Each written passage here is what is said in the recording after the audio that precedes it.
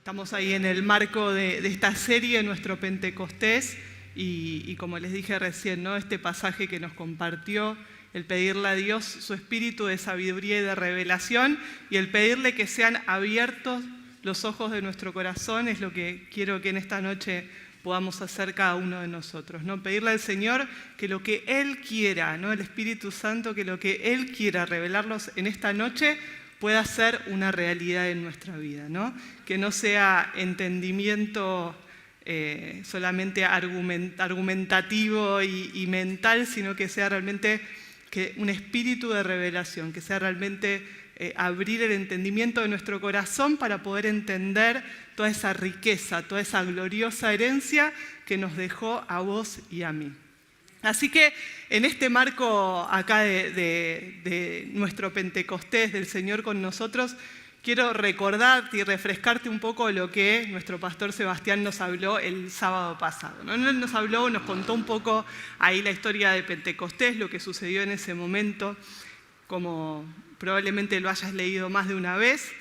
Muchos días, 50 días después de la Pascua, sucedió algo que Jesús había anunciado ya en otro momento, ¿no? Apareció ahí, de repente cuando todos los apóstoles y otras personas estaban reunidas, de repente vino un viento y empezaron a hablar en otras lenguas y se posaron lenguas de fuego en su cabeza y sucedió algo sobrenatural, algo que ellos sabían de alguna manera que podía llegar a suceder, pero no en esos términos, no en esas condiciones. Fue la primera vez que experimentaron una cosa de este tipo, ¿no? Inmediatamente cuando eso sucede, ellos salen, ¿no? Y salen ahí en el medio de esa ciudad en donde había gente de otros lugares, de otras ciudades, y empiezan ahí a hablar en otras lenguas. La gente pensaba que estaban borrachos, que estaban ebrios, ¿no? que se tomó toda esta gente que está hablando en otros idiomas, pero aquellos que venían de otras ciudades pudieron reconocer su propia lengua y darse cuenta de que estaban diciendo palabras que ellos mismos no entendían. Digo, las personas que habían sido llenas del Espíritu Santo, pero que la gente sí entendía, ¿no? Y en el medio de esa manifestación del Espíritu Santo había personas que lo recibieron, y escucharon ese mensaje, que abrieron su corazón, y otras personas quedaron sorprendidas, pero no pasó de ahí, y otras personas se burlaban, ¿no? Y miraban de lejos lo que estaba sucediendo. Quiere decir que hay una intencionalidad de cada uno de nosotros de cómo recibimos esa obra del Espíritu Santo. Y justamente ahí en medio de todo ese caos, Pedro ahí sale y dice, bueno, no estamos locos, no estamos ebrios, sino que es el Espíritu Santo el que está en medio nuestro y empieza a testificar de Cristo, ¿no? Ese bautismo del Espíritu Santo, esa llenura del Espíritu Santo, no se había quedado en un aposento, sino que había traspasado esas paredes y llegó a la gente, ¿no? Enseguida no se quedaron 2, 3, 4 días, una semana, un mes, todo el tiempo procurando lo mismo, sino que entendieron que habían sido llenos del Espíritu Santo para un propósito. Y dice, de hecho, ahí el apóstol Pablo en la carta de Corintios en un momento dice, yo no pretendo hablarles con palabras de humana sabiduría, sino con demostración del poder del Espíritu, ¿no? Con demostración de poder, con milagros, con señales, lo mismo que estaba sucediendo ahí entre todo este grupo de gente llenos del Espíritu Santo. No solamente hablaron con argumentos, no solamente pudieron contar la obra de Cristo, sino que lo pudieron hacer con milagros y señales. Y hoy quiero que podamos pensar, que podamos abrirnos a ver y a reconocer, un poco como los chicos nos compartían recién, los milagros y las señales del Espíritu Santo en nuestro tiempo. A no encajarlas en un solo modelo, en un solo molde, en una sola manera, sino poder entender la multiforme expresión del Espíritu Santo en medio de nosotros, el para qué y el por qué de su obrar en medio de nosotros, ¿sí? El Espíritu estuvo siempre. En Génesis 1 vemos que dice que Dios creó los cielos y la tierra, ¿no? Y en el versículo 2 dice, y el Espíritu se movía sobre la faz de las aguas. El Espíritu Santo estuvo presente desde el primer momento de la creación.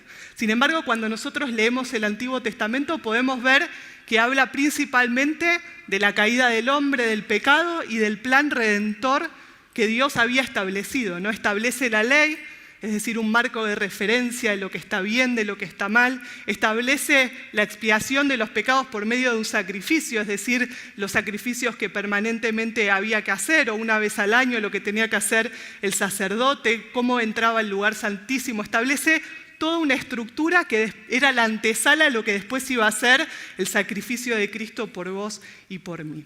En el Antiguo Testamento se menciona 88 veces, está googleado, digamos, no las conté, digamos, vamos a ser honestos.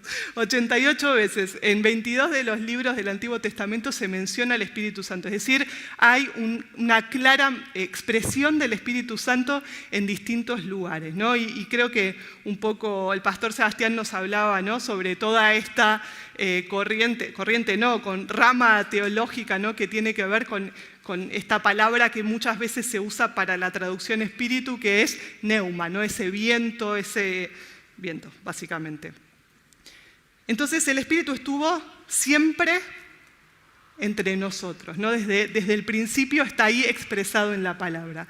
Sin embargo, cuando nosotros empezamos a ver, principalmente en los evangelios y luego de eso obviamente en todas las cartas, en donde el rol del Espíritu empieza a tener otro lugar, vemos de qué manera Jesús introdujo esta idea del Espíritu Santo. No es una idea, pero ahora lo vamos a hablar. En los capítulos 14, 15 y 16 de Juan, nos habla un poco y nos pone ahí en contexto sobre el Espíritu Santo. Si bien obviamente Jesús en muchos momentos de su ministerio y de su obra acá en la tierra, como expresan los evangelios, habla sobre él siendo lleno en el poder del Espíritu, etc. Pero aquí nos habla particularmente del rol del Espíritu Santo. No sé si ustedes se acuerdan un poco el contexto de esos pasajes, pero tiene que ver con la última cena, ¿no? Con el momento en donde Jesús le anuncia a sus discípulos su muerte, que ya su tiempo había terminado y que ya su hora había llegado, ¿no? Y en ese momento lava sus pies y empieza a hablarles sobre algunas cosas que quería decirles antes de morir. Y era un contexto obviamente de dolor, de tristeza, de frustración, era un momento difícil. Yo me puedo poner en los zapatos de esos discípulos habiendo dejado todo para seguir a Jesús, creyendo que había venido el Salvador, que el Salvador de este mundo estaba haciendo una realidad, que ese Mesías que el pueblo de Israel tanto tiempo había clamado y había esperado, de repente estaba con ellos y solamente 3 años después Él estaba anunciando su muerte. A veces nos cuesta ponernos en este contexto de los tiempos, ¿no?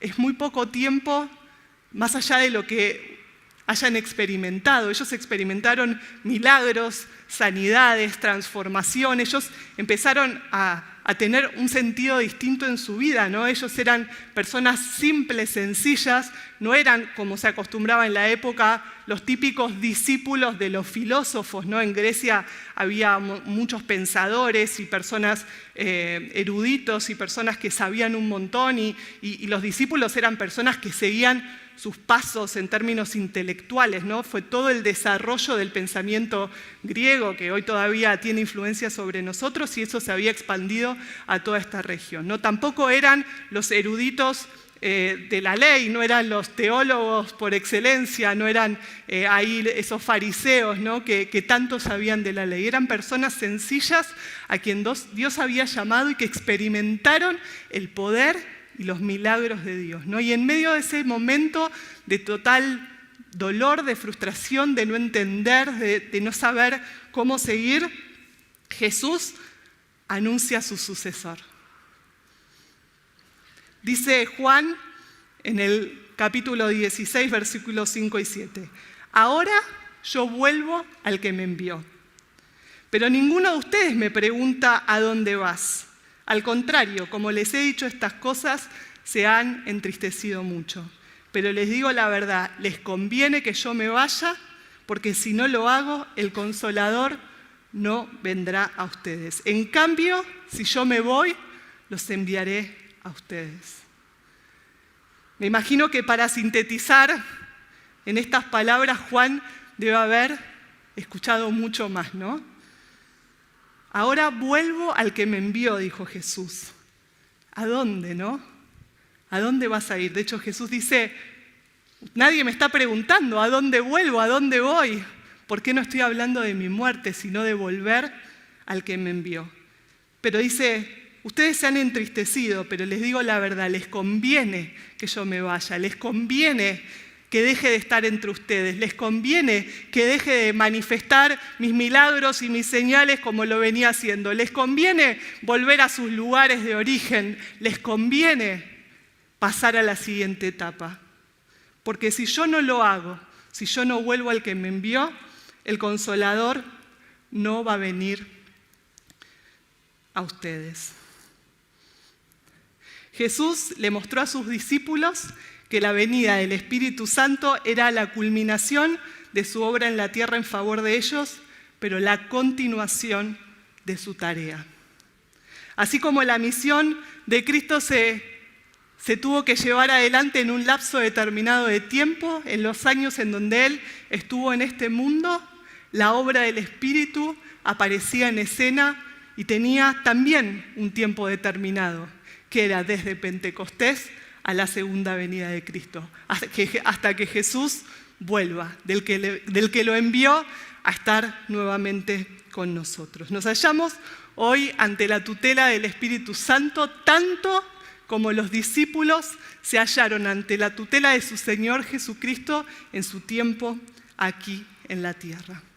Y Él dijo en estos pasajes, y vamos a ir yendo desde Juan 14, Juan 15, Juan 16, no se preocupen, no se preocupen. No hace falta que yo esté aquí entre ustedes, porque va a venir después de mí otro Consolador. Juan capítulo 14, versículo 15 al 18 dice lo siguiente: si ustedes me aman, van a obedecer mis mandamientos. Y yo le pediré al Padre, y Él les dará otro Consolador, para que los acompañe siempre. El Espíritu de verdad, a quien el mundo no puede aceptar porque no lo ve ni lo conoce. Pero ustedes sí lo conocen, porque vive con ustedes y estará en ustedes. Porque vive con ustedes, le dijo a sus discípulos, y nos dice a todos nosotros, y estará en ustedes. Al llamar al Espíritu Santo otro Consolador, que ahora vamos a hablar un poquito de esa palabra, está haciendo una distinción de cómo hasta ese momento se hablaba del Espíritu Santo. Ya no es un neuma, ya no es una fuerza, un viento, algo que en alguna medida nos puede parecer impersonal. De hecho, la palabra neuma es neutra, no es un sustantivo. En cambio, la palabra que se usa para consolador, el parakletos, es una palabra, un sustantivo. Una palabra habla de una persona, es un masculino, es alguien. Es alguien que viene en su lugar. Es el otro Consolador, nuestro otro parakletos hoy con nosotros. Si vemos ahí el significado de la palabra en griego, clarísima, re fácil ahí de reconocer, principalmente se define parakletos como abogado, intercesor y consolador. Esta es la palabra que usa el original en griego del libro de Juan, del Evangelio, y significa literalmente abogado, intercesor y consolador. Y de hecho las distintas versiones de la Biblia nos lo muestran ahí con distintas palabras, ¿no? Por ejemplo, Reina Valera, NBI, que son las que usamos habitualmente, nos hablan del Consolador. La versión Dios habla hoy lo define o lo traduce como defensor. La Biblia hispanoamericana lo traduce como abogado. La nueva traducción viviente lo traduce como abogado defensor. La de lenguaje actual, abogado defensor. Bueno, ahí van sumando. Y nosotras decimos acá en la Iglesia del Centro, nuestra versión de la Biblia dice todas las opciones son correctas, porque el Espíritu Santo, el Parakletos, es eso y mucho más. Es eso y mucho más. El Paracletos era ahí la persona que se ponía en ese tiempo al lado de alguien para asistirlo, para acompañarlo ante un tribunal, ante una pena, ante una condena, ante una necesidad. Era quien se paraba al lado de alguien para acompañarlo en los desafíos que tenía por delante. Y eso es lo que hace el Espíritu en nosotros. Él es nuestro consolador, Él es nuestro abogado, Él es el que está al lado nuestro, es el que nos intercede por nosotros, Él es el que nos defiende, Él es el que nos habla. No es el consolador desde un lugar que nos da pañuelitos para que no la pasemos tan mal en la vida, no. Él es nuestro capacitador, Él es el que permite que la obra de Cristo sea real en nuestra vida. Es el que abre nuestros ojos del corazón, es el que nos da entendimiento, el que nos da revelación. ¿Para qué? Para entender la obra de Cristo, para entender la gracia, el poder, la obra que hay por delante a la cual Dios nos llamó a cada uno de nosotros. La obra y la imagen perfecta de Dios que quiere manifestarse en tu vida y en mi vida. Es precisamente la obra del Espíritu Santo la que suprime nuestra incapacidad y nos capacita para poder con la vida, para poder hacer.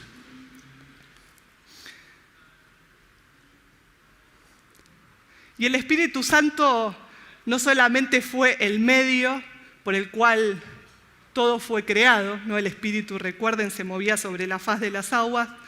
También fue el medio por el cual Jesús pudo encarnarse aquí en la tierra, ¿saben? Él fue de María y del Espíritu Santo, sino que también es el medio por el cual vos y yo podemos vivir la plenitud de Cristo.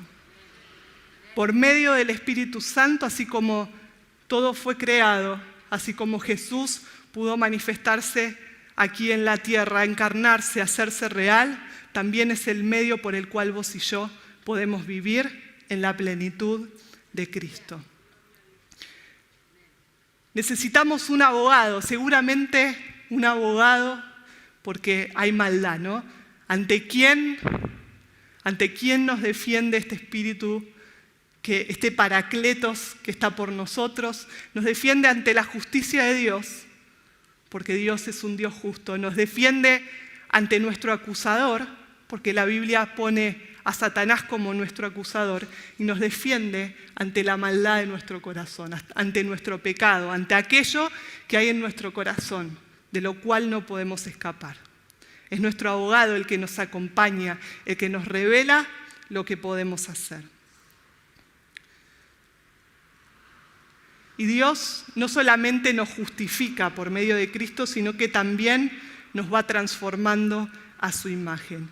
Y poder reconocer esa imagen perfecta solamente viene desde este Espíritu Santo que nos empieza a ayudar en este camino, en esta transformación que tenemos que hacer para poder vencer al pecado de nuestra vida, para poder entender el diseño de Dios, para poder entender por qué Cristo vino y murió por cada uno de nosotros. ¿Qué era lo que esa ley quería marcar en cada una de nuestras vidas? ¿Qué era lo que la ley establecía? ¿Por qué un sacrificio? ¿Qué era lo que Dios quería hacer en cada uno de nosotros? Dice la palabra que Cristo es el que nos justifica. Cristo es el que permite que nosotros podamos pararnos adelante de Dios como personas justas, que Cristo nos hace justos a vos y a mí, no solamente ante las acusaciones del diablo, sino ante las exigencias, y lo voy a poner entre comillas, de un Dios justo, y para redimirnos de nuestros pecados. Ahora, me gustaría que podamos introducirnos un poco en este sentido de justicia. Le pedí a una persona que quiero mucho, que entre otras muchas cosas, es abogado, es doctor en Derecho, tiene mucha experiencia y recorrido en este sentido y es una persona realmente con una vocación y llamado de transformación, así que me gusta porque siempre challengea y tira de la soga. Es Alex Contreras, pero probablemente muchos lo conozcan, que me ayude a definir qué es la justicia, ¿no? Pero no solamente qué es la justicia para Dios, porque primero para poder ahí correr un poquito los conceptos, necesitamos entender también qué es la justicia para el hombre o para el Estado, qué es la justicia para cada uno de nosotros, porque como individuos probablemente reconocemos o no reconocemos justicia de otra manera, y qué es la justicia para Dios. Vamos a escucharlo. ¿Qué es la justicia para el Estado? ¿Qué es la justicia para la gente? ¿Y qué es la justicia para Dios? Quiero reflexionar con ustedes algunos conceptos, algunas ideas, sobre todo en un tema tan importante, tan extenso, tan complejo y tan rico. Me quiero focalizar en dos preguntas: justicia por qué y justicia para qué. ¿Qué es la justicia para el Estado? La justicia para el Estado es un conjunto de normas, de disposiciones, de regulaciones, de principios que lo que buscan es que tengamos una convivencia armónica, todas las personas en una sociedad, en un país, en un territorio. Por ejemplo, nos dicen qué edad tenemos que tener para poder manejar en auto, qué requisitos tenemos que cumplir para poder trabajar, qué nos ocurre si nos comportamos mal. Entonces el Estado va determinando una serie de categorías o de cajitas con regulaciones que buscan que convivamos armónicamente. De tanto en tanto, conforme la cultura de un país va definiendo valores y principios que estima importantes para una sociedad. ¿Qué es la justicia para la gente? La justicia para la gente es la potenciación de las posibilidades dentro de ese set de normas, de ese grupo de normas para cada uno de los ciudadanos. El derecho humano, voy a englobar en este derecho humano a las dos primeras, el Estado y la gente, los hombres, porque tiene que ver con un mismo plano, aunque sean esferas distintas de jerarquía. Es un derecho de mérito, es un derecho de acciones, regula circunstancias, oportunidades, accionar lo que está afuera. Mientras que la justicia de Dios o el derecho de Dios es gracia pura. Esa gracia que nos revela que en la medida que conozcamos esa dimensión de amor inconmensurable, se nos van a abrir un sinnúmero de posibilidades en nuestro caminar diario. Mientras que la justicia para Dios nos presenta un espacio de autoconocimiento. En la medida que lo conocemos a Él, que conocemos a Dios, conocemos sus pensamientos sobre nosotros. ¿Por qué se relacionó con nosotros? ¿Por qué nos adoptó? ¿Por qué nos salvó? ¿Por qué nos redimió? Y en la medida que lo conocemos, nos vamos conociendo a nosotros. La justicia para Dios nos establece la posibilidad, nos presenta la posibilidad que nos conozcamos. Conozcamos nosotros, no nuestras circunstancias afuera y las posibilidades que hay afuera, sino quiénes somos nosotros. Somos personas amadas, queridas por Él, adoptadas, aceptadas, redimidas, que tenemos un montón de posibilidades, que tenemos un diseño único, irrepetible, que tenemos dones, que tenemos capacidades personales. Entonces, la justicia para Dios es expresarnos a nosotros que conozcamos nuestra identidad. 12 imágenes contrapuestas para representar la justicia humana y la justicia divina. La justicia humana es como un paisaje. En la medida que caminamos vamos descubriendo qué hay afuera. A mayor exploración, a mayor recursos, a mayor caminar, descubrimos los colores que hay en ese paisaje, las potencialidades que hay en ese paisaje. Podemos pintar distintos paisajes en distintos escenarios, en lo laboral, en lo comercial, en todo el despliegue que tengamos a lo largo de nuestra vida. Mientras que la justicia divina es un autorretrato.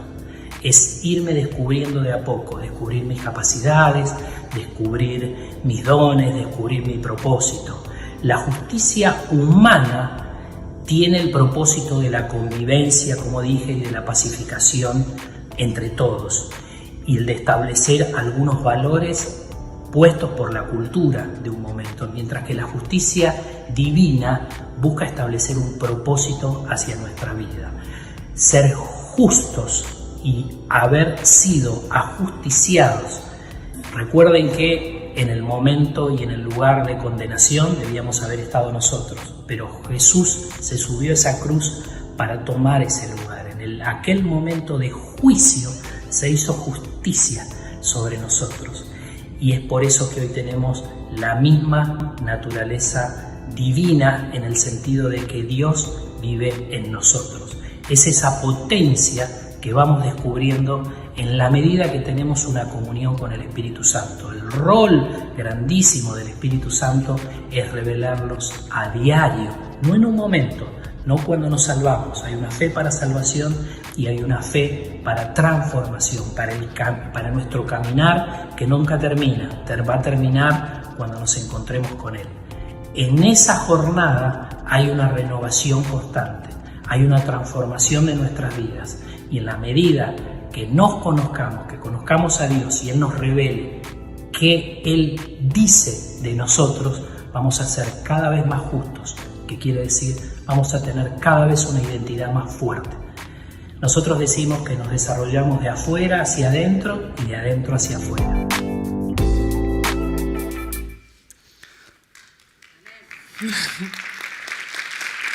Muy claro, así que se puede aplaudir.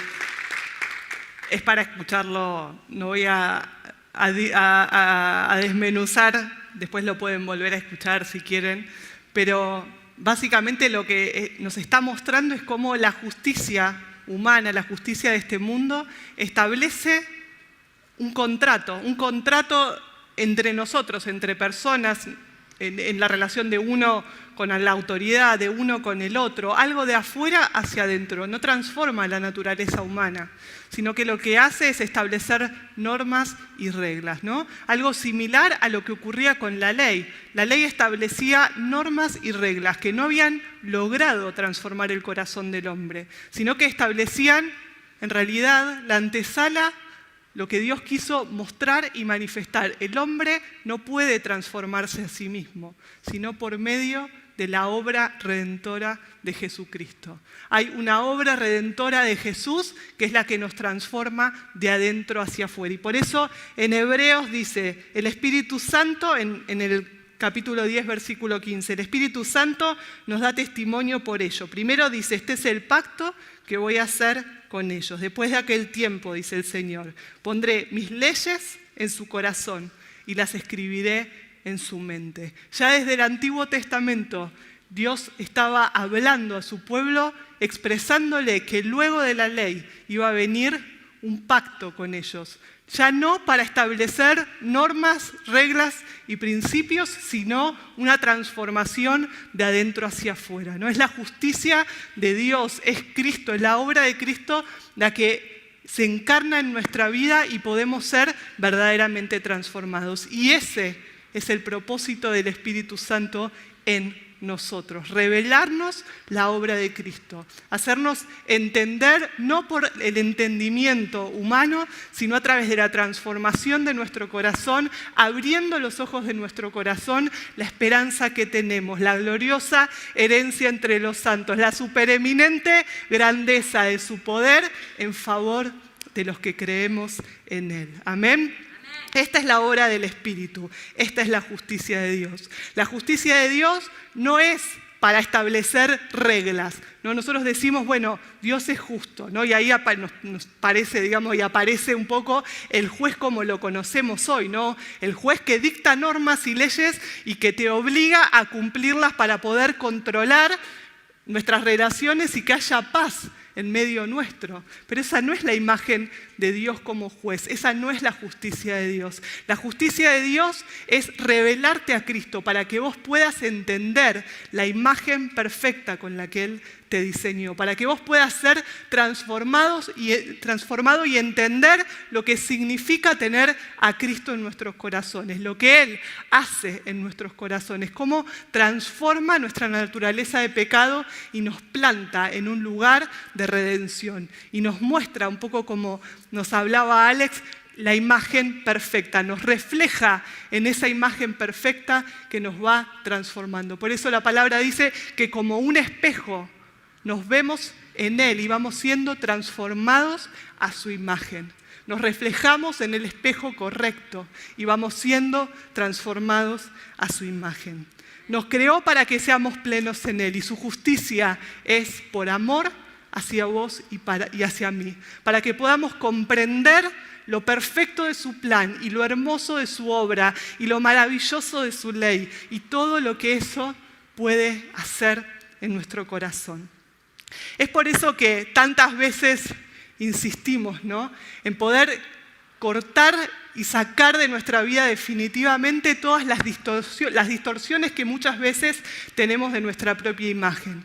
Abusos, relaciones conflictivas, baja autoestima, palabras que nos lastimaron, falta de perdón, son cosas que empezaron a corroer nuestra imagen, ¿no?, que nos hablan sobre cosas incorrectas, sobre cosas que no somos. Y más allá de cómo hayas venido al Señor, hoy es el momento de entender que eso necesita ser transformado y que hay una potencialidad que vos y yo tenemos de que Cristo sea formado en nosotros. Y no solamente para nosotros, sino porque lo maravilloso de la obra de Cristo no es solamente la obra de redención, sino esto, ¿no?, el plan de Dios perfecto, el Espíritu Santo en nosotros revelándonos a Cristo y multiplicando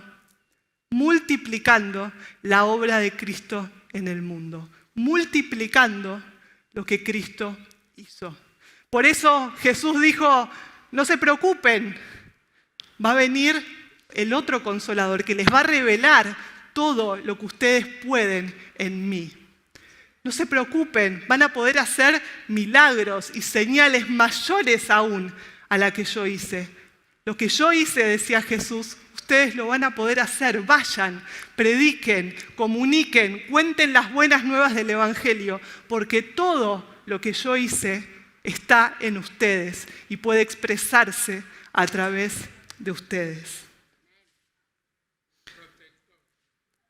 Dice ahí Romanos, en consecuencia, ya hemos sido justificados mediante la fe. Tenemos paz con Dios por medio de nuestro Señor Jesucristo y también por medio de Él y mediante la fe tenemos acceso a esta gracia en la cual nos mantenemos firmes. Así que nos regocijamos en la esperanza de alcanzar la gloria de Dios. Esa es la medida, ¿no? A veces nos ponemos en un lugar de humildad tonta, ¿no? De humildad de no valgo, no, yo todo lo hace el Señor y yo no soy importante y yo no. Ahora el Señor no quiere eso, quiere que vos llegues a la medida de su plenitud, a su gloria, que lo puedas expresar, que puedas saber que sos valioso, ¿no? ¿Cuántas veces ahí nuestro pastor Carlos nos dice, bueno, no le gustan mucho esas canciones de soy pobre y débil y estaba perdido y no sirvo para nada y solo tu gracia, ¿no? Si bien entendemos que esto es la obra del Señor y entendemos que no son nuestras reglas, nuestras normas, nuestra moral la que nos planta en ese lugar, sino la obra transformadora de Jesús, sin embargo, tenemos que reconocer el potencial, tenemos que reconocer el poder, tenemos que reconocer la potencia que hay en nosotros, tenemos que reconocer lo maravilloso y lo inmenso que es tener al Espíritu Santo en nosotros. Si nosotros no podemos reconocerlo, mucho menos vamos a poder expresarlo. Por eso el primer mandamiento es amar a Dios y luego amar al prójimo como ¿quién? Como a nosotros, ¿no? Lo que no podemos reconocer de nosotros no lo podemos dar. No podemos dar de lo que no tenemos, no podemos expresar lo que no sabemos que somos, no podemos manifestar un reino que no creemos que está en nosotros. No podemos mostrar el poder de Dios si creemos que es una fuerza sobrenatural que no sé de dónde viene ni sé si va a atravesarme de alguna manera para sanar a alguien. No, no se trata de eso, se trata de una obra de Cristo perfecta, de sanidad, de redención, de milagros, de señales que el Espíritu Santo en nosotros nos manifiesta para que podamos entender que ese es el deseo de Dios para el hombre, eso es lo que Dios quiere para tu vida y lo que Dios quiere para este mundo.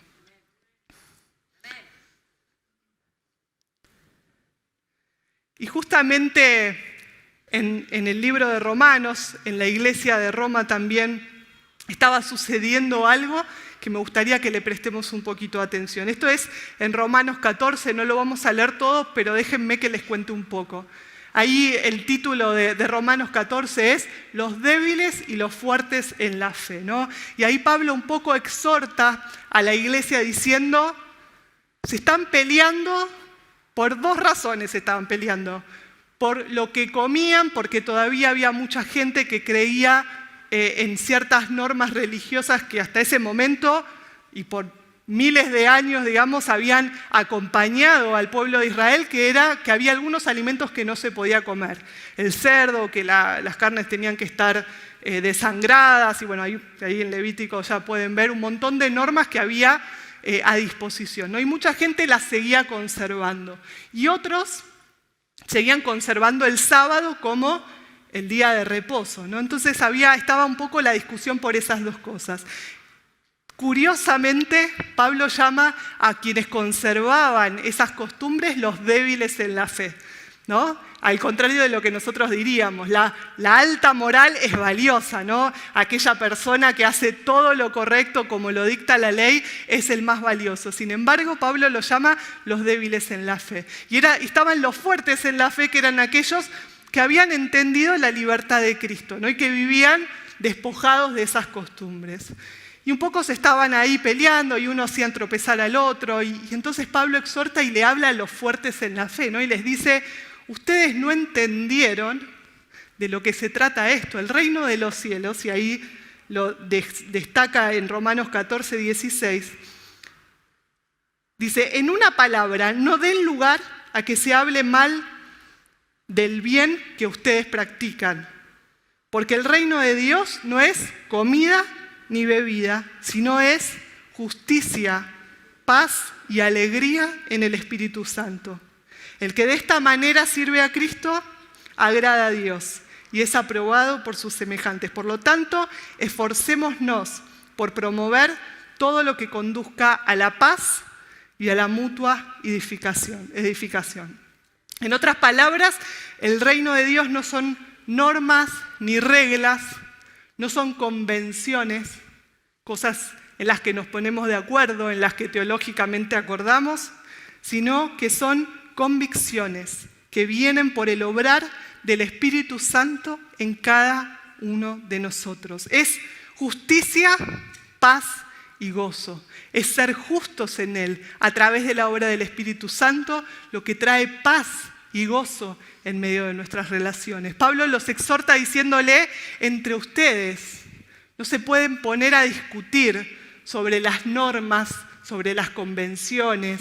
Aquellos que creen que una cosa está bien no pueden juzgar al otro que creen que lo está haciendo mal, ni el que está haciendo mal al que lo está haciendo bien, ¿no? Y les dice, lo que no están entendiendo es el espíritu que hay atrás de esto, porque el reino de Dios no se trata de normas y de reglas, sino que se trata de justicia, de paz y de gozo en el Espíritu Santo, ¿no? Y estas tres cosas no son solamente tres palabras aisladas, ¿no? Sino una cadena de sucesos que se generan cuando nosotros vivimos en el Espíritu, ¿no? En el Espíritu Santo el reino de los cielos se manifiesta con justicia por medio de la obra transformadora del Espíritu Santo en cada uno de nosotros, y eso nos trae paz.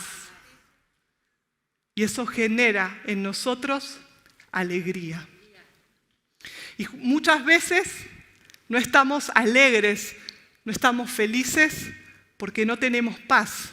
Y no tenemos paz porque no entendemos la justicia que tenemos de parte de Dios. Y cuando eso sucede, cuando esa imagen que Dios quiere reflejarnos se rompe, cuando ese Espíritu Santo manifestando a Cristo en nosotros deja de tener potencia, entonces no sé quién soy, no sé lo que tengo, no sé lo que Dios va a hacer conmigo, no sé para dónde voy. Y eso rompe la paz y eso me quita la alegría. ¿No? Y quiero que en este sentido podamos mirar profundo, porque muchas veces necesitamos de la presencia del Espíritu Santo como un shot de adrenalina, ¿no? Como el impulso que necesitamos para sentirnos un poco mejor, porque rascando un poquito, no importa que estemos lejos, o que estemos cerca, que nos sintamos en la casa del Padre o en aquel chiquero. Muchas veces estamos lejos, sin paz, lejos en nuestro corazón. Y es por eso que hoy quiero que podamos orar a Dios, orar en el nombre de Jesús, pidiendo para que este Paracletos, para que nuestro abogado, nuestro defensor, el que puede revelarnos las verdades de Dios a cada uno de nosotros, pueda manifestarse en nuestra vida y podamos entender lo que somos en Él, la obra de Cristo en cada uno de nosotros y lo que Él puede hacer por medio de nosotros. Amén. Vamos a orar, le voy a pedir a los chicos que pasen. Quiero que ahí donde estás, mira, si podés ponete de pie. Vamos a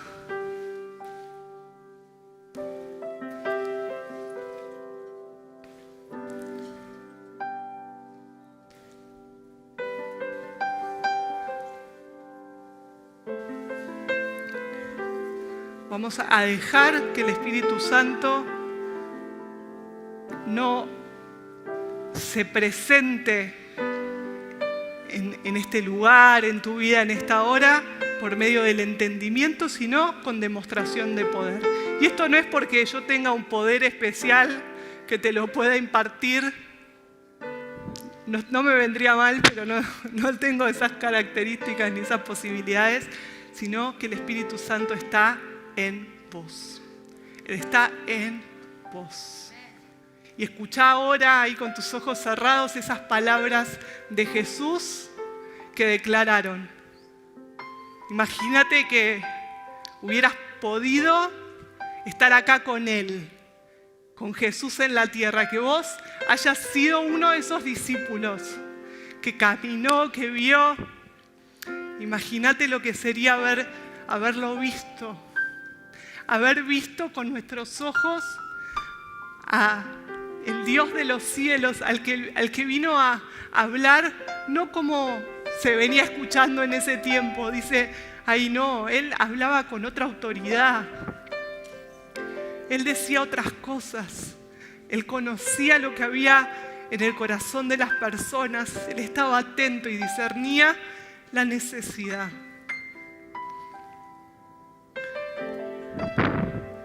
Pero ahí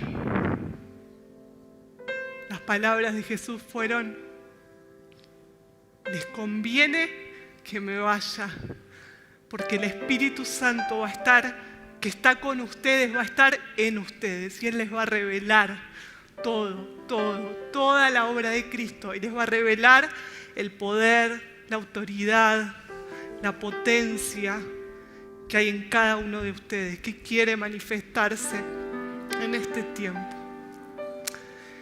Sí, Espíritu Santo, nuestro ayudador, nuestro consolador, nuestro abogado, ahora te pedimos que te manifiestes en nuestra vida esa llenura que no solo nos genera satisfacción y placer, sino que nos revela la maravillosa obra de Cristo en nosotros, lo que Cristo hizo por cada uno de nosotros, lo que Cristo vio del Padre, esa imagen perfecta del Dios invisible, ese Hijo perfecto que vino a revelar el amor profundo de Dios por cada uno de nosotros.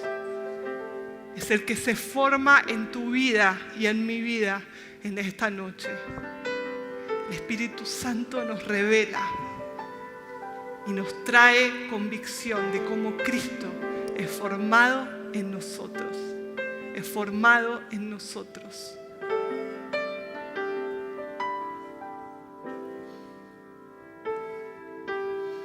Si hoy te sentís lejos, inmundo, lleno de pecado, distante de Dios, ahí el Paracletos, tu defensor, te cuenta que tu papá de los cielos está con sus brazos abiertos, que quiere abrazarte, que quiere recibirte, que en Cristo fuiste justificado.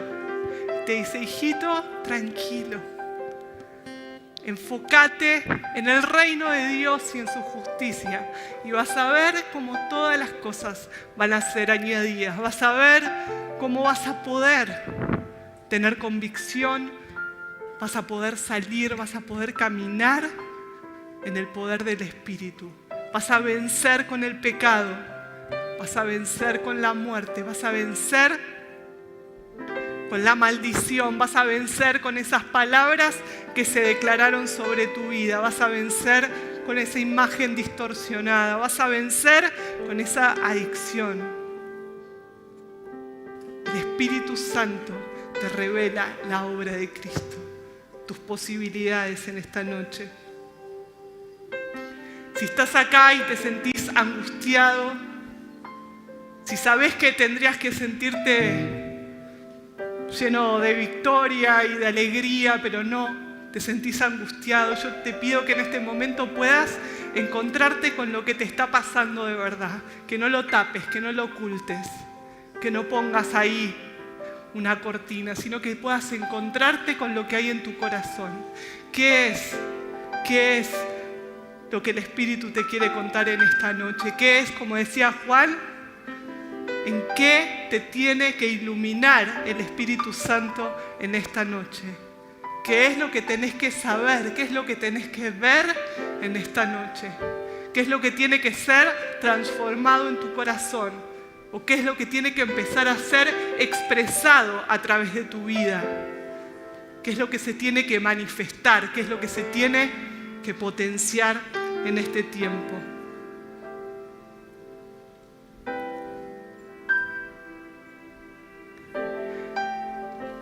En un mundo que patológicamente nos rechaza,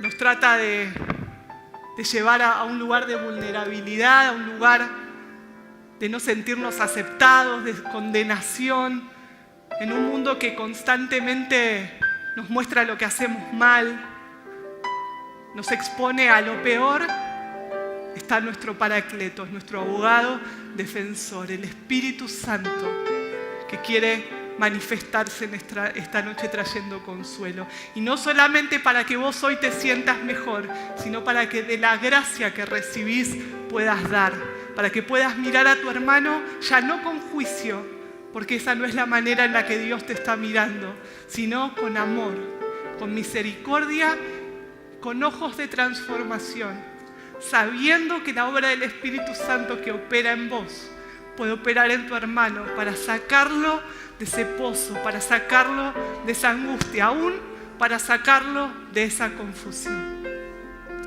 Espíritu Santo, que esta sea una noche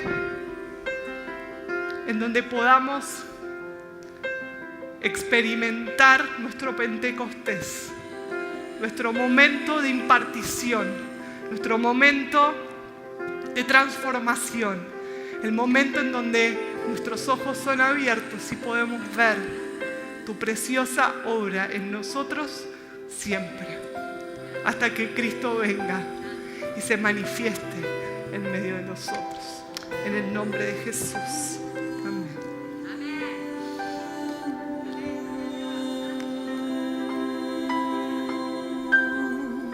No te salgas de ese lugar. De la atmósfera del Espíritu aquí.